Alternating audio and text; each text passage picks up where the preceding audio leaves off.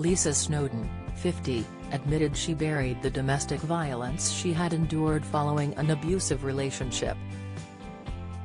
The model-turned-presenter earlier this month shared her horrifying testimony during a candid conversation with Kate Thornton on the podcast White Wine Question Time.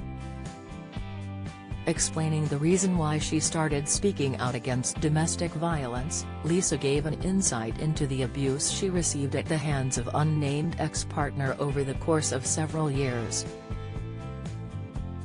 Lisa revealed, domestic violence was something that had never spoken about ever before. And it was something that had sort of buried, and I didn't have the tools in order to actually process what I'd been through. Lisa continued, it gives me a lump in my throat. I mean, it is hard for me still to talk about it. I parked it after that for a long time. And then I did something, I think, in lockdown. Lockdown did a lot for us. There was a lot of negative, but there was also quite a lot of positive for me, like the menopause conversation.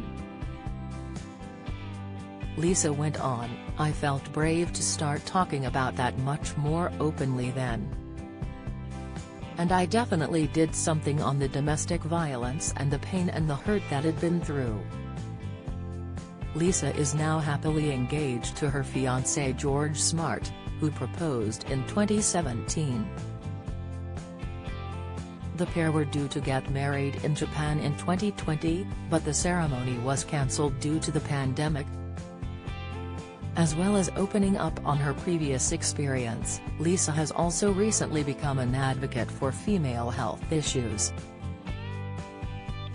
Speaking to Express.co.uk, the television and radio presenter shared details about her own health history and how she maintains her well-being. When asked about any previous health woes, if any, Lisa explained, I've had a few issues. A few things that have come up. I have had a few surgeries. I had a hernia removed when I was 7, my tonsils removed when I was 17, my appendix removed when I was 28. And then I was fine for a good stretch of time.